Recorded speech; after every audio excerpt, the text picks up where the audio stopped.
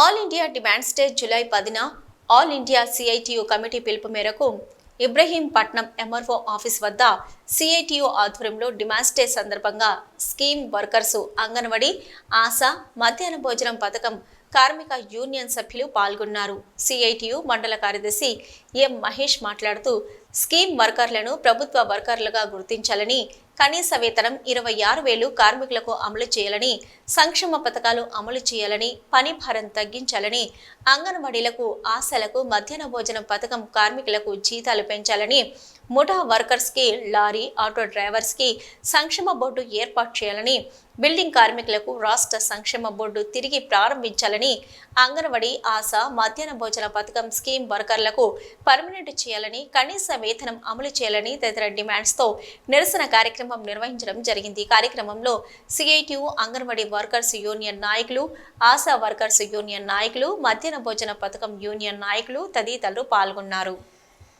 ఇప్పుడు 12 గంటల పని దినాలు వస్తున్నాయి. రేపు 12 గంటల పోయి 18 గంటల పని దినాలు బ్రిటిష్ నాటి పాలకుల పరిస్థితి ఈరోజు రాబోతుంది.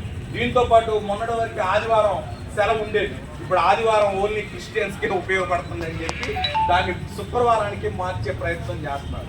సరే, అది ఏంటనేది మనం చూద్దాం. ఇలా అనేక రకాల ఇబ్బందుల్ని ఈరోజు కార్మికులు లేబర్ కోడ్స్ తీసుకురావడం వల్ల ఇదివరకు 50 మంది ఒక కంపెనీలో వర్కర్స్ ఉంటే వాళ్ళు ఏదైనా నష్టాలు వచ్చి ఆ కంపెనీ మూసేయాలనుకుంటే ఎవరికి చెప్పకుండా ముందు ఆ 50 మంది వర్కర్స్ సంబంధించి ముందు ఆ జీతభత్యాలు వాళ్ళకి సెటిల్ చేసేది. కానీ నరేంద్ర మోడీ ప్రభుత్వం వచ్చిన తర్వాత ఆదాని, అంబానీలకు అనుకూలంగా 300 మంది ఒక కంపెనీలో, ఏ కంపెనీలో ఉన్నా పర్లేదు, వాళ్ళకి ప్రభుత్వం ముందు వర్కర్స్కి జీతాలు ఇవ్వాల్సిన పని లేదు. వాళ్ళు బ్యాంకుల్లో లోన్లు తీసుకుంటారు కదా, ఆ లోన్లు ముందు సెటిల్ చేయాలి. ఉంటే కార్మికులకు జీతాలు, లేకపోతే వాళ్ళనే ఉట్టి చేతితో పంపించేయడం. ఇలాంటి దుర్మార్గమైన పరిస్థితి ఉంది. తర్వాత యూనియన్లు పెట్టుకోవడానికి లేదు. ఇప్పుడు వీటీపీఎస్ లాంటి పెద్ద సంస్థలు ఉన్నాయి, లేదా హెచ్బిసిఎల్ లాంటి సంస్థలు ఉన్నాయి.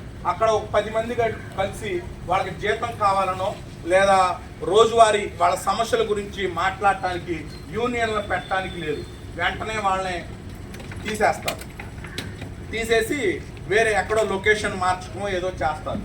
ఇలా కార్మికులపైన, ఉద్యోగులపైన ఈ లేబర్ కోడ్స్ ఉండటం వల్ల చాలా ప్రమాదంతో కూడుకున్న పని ఉంది. కాబట్టి ఈ లేబర్ కోడ్స్ని రద్దు చేయాలని చెప్పేది. తర్వాత మన స్కీమ్ వర్కర్స్ ఉన్నారు దేశంలో, వీళ్ళ అందరికి కూడా కనీసం 26,000 జీతం లేకుండా ఎలా బతుకుతారు అని చెప్పి కనీసం 26,000 జీతం అని చెప్పేసి మన సిఐటియుగా పార్లమెంటు సభ్యులు ఉన్నారు, వాళ్ళు కూడా ప్రధానమంత్రికి కూడా తెలియజేశారు. ఇక వాళ్ళు కూడా సుప్రీంకోర్టు ఏం జడ్జిమెంట్ ఇచ్చిందంటే సమాన పనికి సమాన వేతనం. అంటే ఒక ప్రభుత్వ ఉద్యోగిలో 4th స్కేల్ ఎంప్లాయీ లేదా చిట్ట చివరి ఎంప్లాయీ యావరేజ్ ఒక ప్రభుత్వ ఉద్యోగి వీటీపీఎస్లో ఒక 4 లక్షలు ఉందనుకోండి, లేదా ఐఏఎస్ ఆఫీసుకు ఒక 3 విడోస్గా, ఒంటరి మహిళలుగా ఉన్నారు. అయితే లాస్ట్ గవర్నమెంట్ ఏంటంటే సంక్షేమ పథకాలు ఎక్కడ ఆపొద్దు అని చెప్పారు. ఈ గవర్నమెంట్ వచ్చిన తర్వాత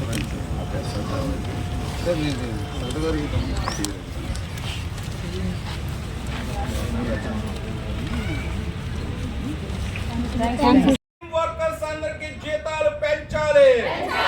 స్కీమ్ వర్కర్స్ అందరికి జీతాలు పెంచాలి.